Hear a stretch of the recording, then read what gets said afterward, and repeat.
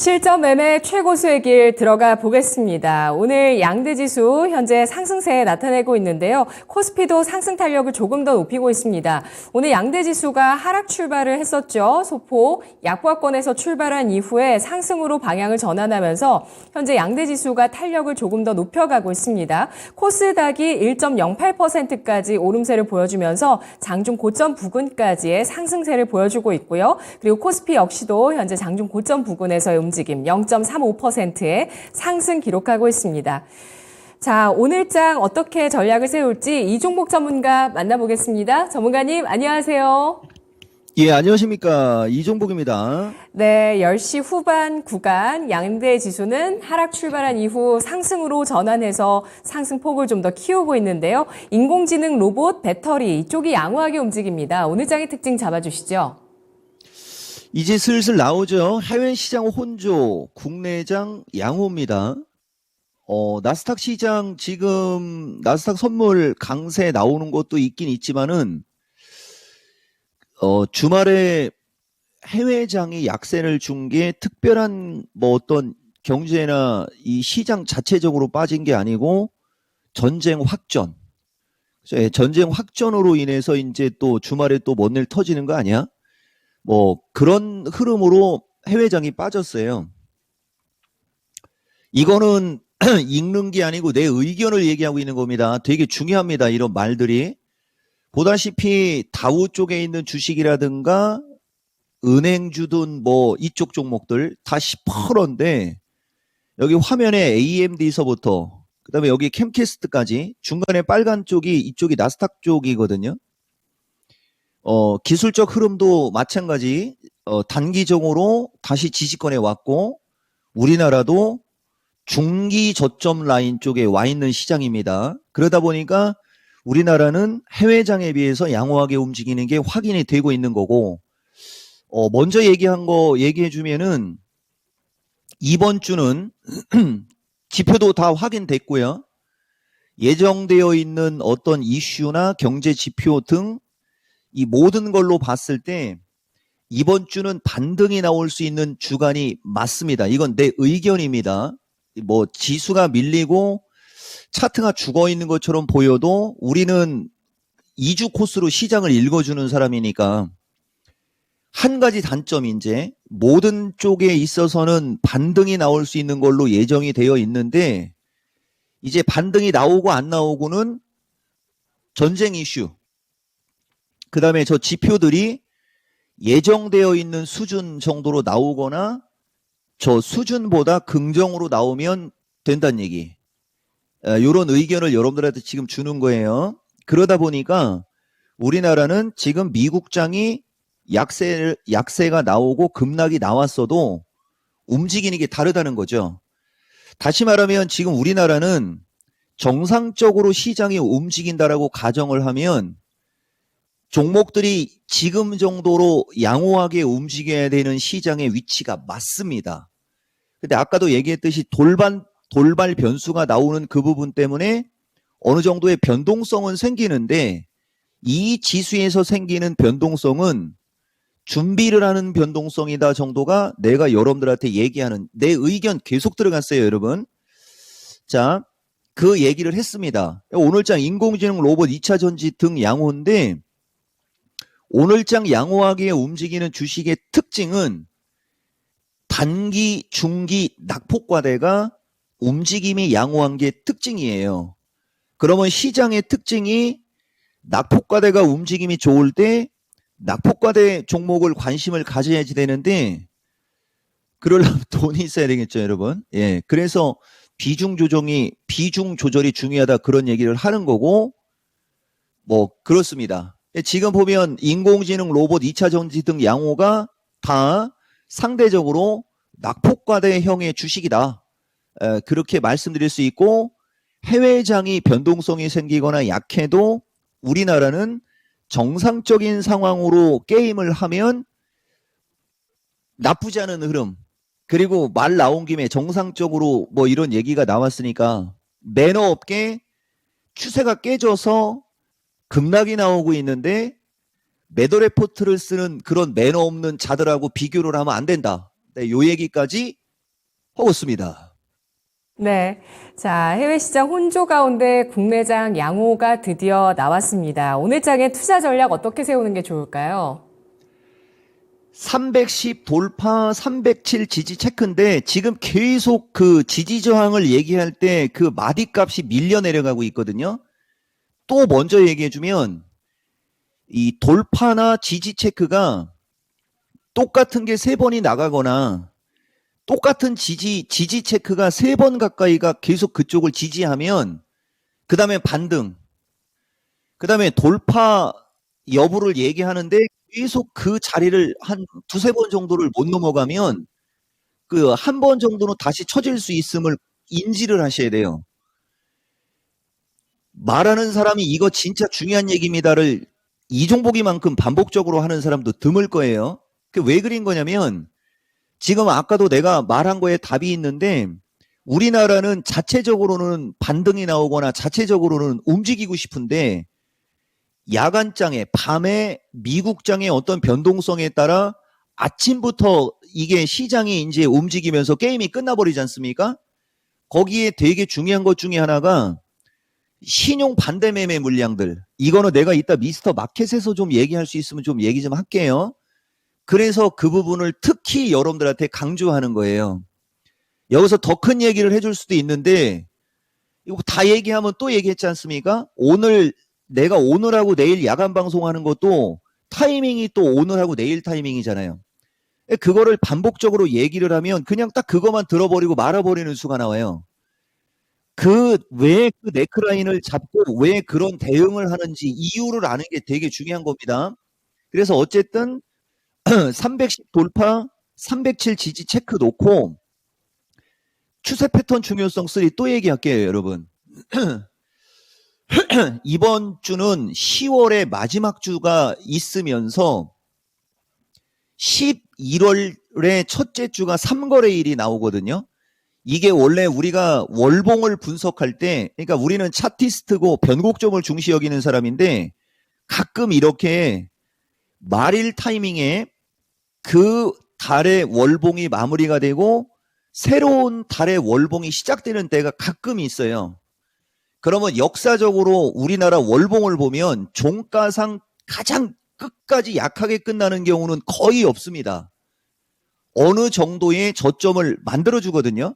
그럼 저점을 만들어주면 꼬리가 생기는 거고 그 꼬리가 생긴 점을 기준으로 다음 월물이 생기는 이게 파생하고 연결되거나 파생을 하는 사람들은 지금 정도까지만 얘기해도 이게 어느 정도 가이드라인을 잡거든요.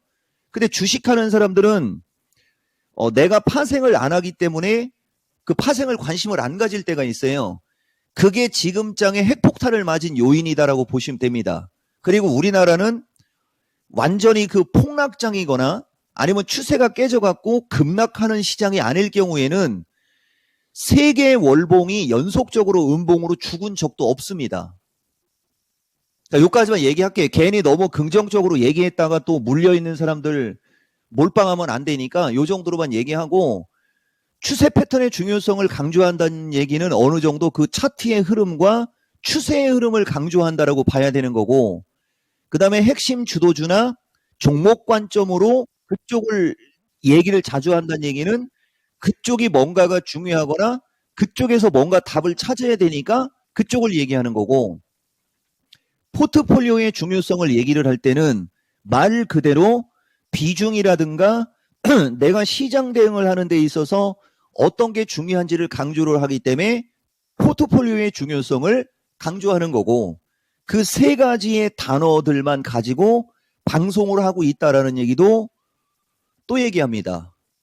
그래 지금 추세 패턴의 중요성을 얘기한 이유는 지금은 낙폭과대 시장이고 충분히 지지권의 위치에 지금도 보시면 내가 하나만 또 얘기해 줄게요. 내 방송 꾸준히 보는 사람들 예전에 종목들이 기똥차게 가고 추세가 상방향으로 갈 때는 특정 종목들을 막 얘기하면서 설명을 했잖아요.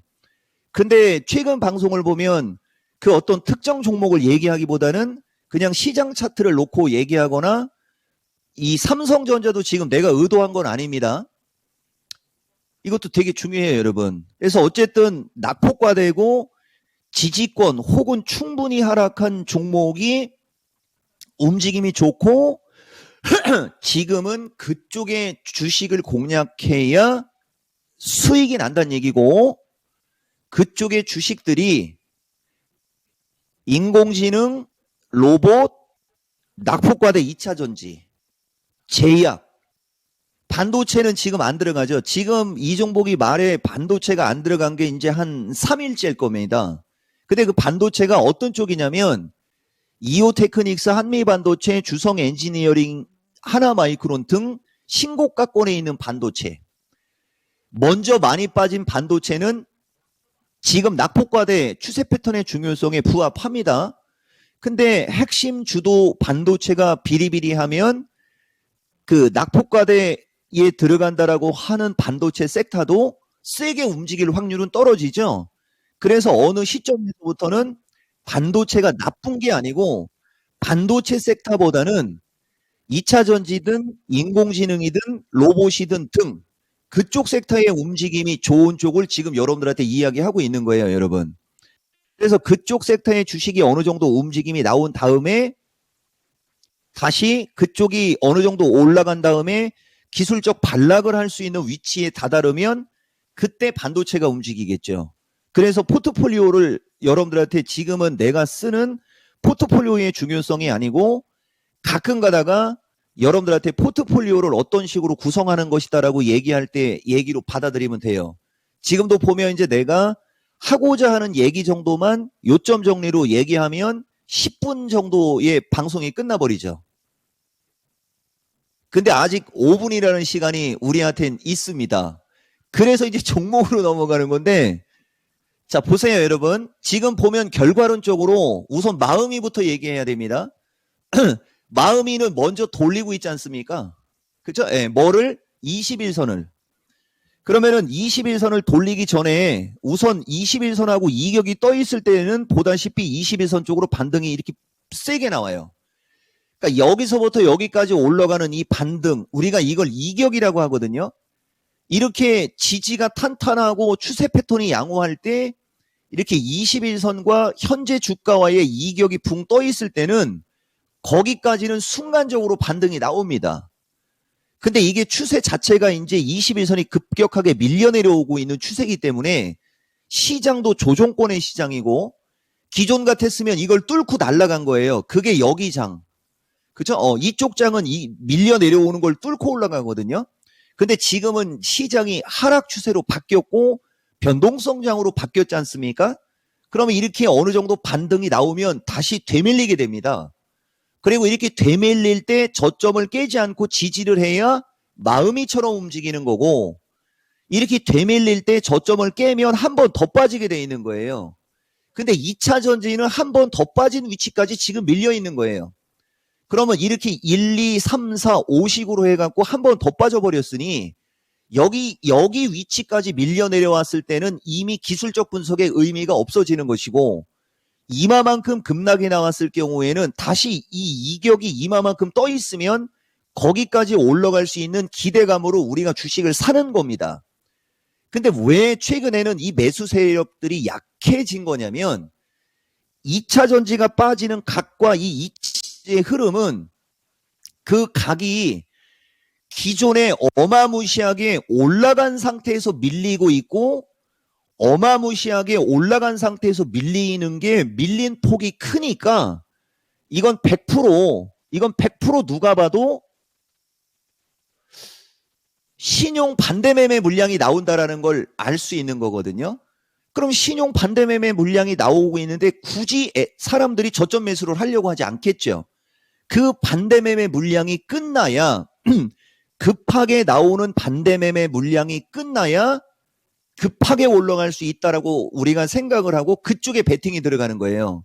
진짜 아쉽지만 현실입니다. 그리고 여기도 지금 보면 이 신용 반대매매 물량은 10월 26일 기준에 이렇게 나와 있지 않습니까?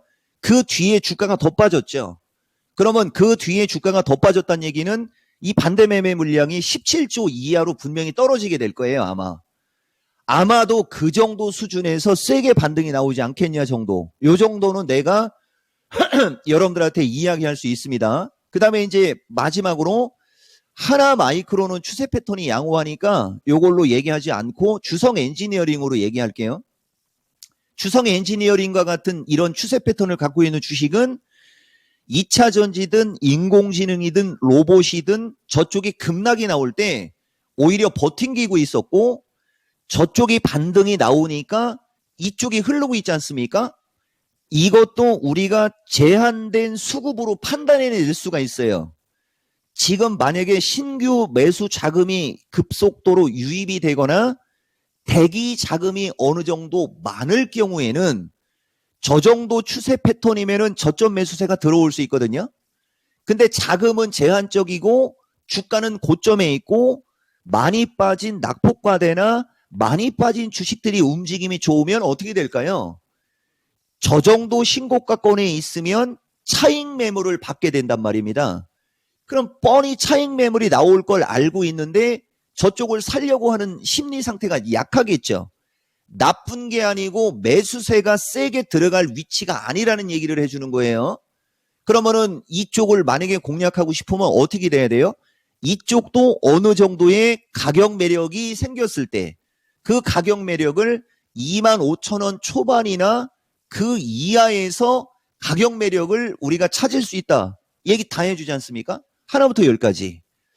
이 정도면 내가 봤을 때는 충분할 것 같아요. 그래서 지금 내가 여러분들한테 추세 패턴의 중요성 얘기한 것도 우선은 낙폭과대. 그죠? 예, 낙폭과대가 움직이고 나서 추세 패턴이 이제 신고가권에 있는 주식도 움직이게 되면 그때는 지수가 함께 강하게 반등이 나오면서 어느 정도 최근에 손실 난 사람들 손실이 어느 정도 커버가 될 수 있는 시장이 만들어지는 기틀, 그 초석 그런 등이 만들어질 수 있는 위치가 아니겠느냐. 이런 말씀 드린 겁니다. 네, 그 초석에 지금 어느 정도 이제 바닥을 좀 이렇게 토닥토닥 하는 그런 모습들, 낙폭과대주, 주도주 가운데서 오늘 흐름들이 좀 증거가 되어 주기를 바라보겠습니다. 전문가님, 오늘 미스터마켓 기대하겠습니다. 고맙습니다. 고맙습니다. 이종복입니다. 네, 이종목 전문가의 미스터 마켓 오후 2시에 이어집니다. 오늘장 낙폭과대 가격 매력의 중요성, 현재 패닉장 또 과매도 상태의 장에서 이러한 종목들이 움직이기 시작한다는 부분들 확인을 해보면서 시장 해석해봤습니다. 신용융자 잔고에 대해서 킴과 함께에서도 또 실전 매매 최고수의 길에서도 중요하게 보고 있는데 네, 1조 원 더 떨어지거나 17조 아래까지 떨어지는 그런 가이드라인 드렸습니다. 지금까지 투자 판단에 도움드릴 수 있는 내용들 알아봤고요. 다만 주가의 상승과 하락을 보장하지는 않습니다. 내일 마켓텐에서 뵙겠습니다. 고맙습니다.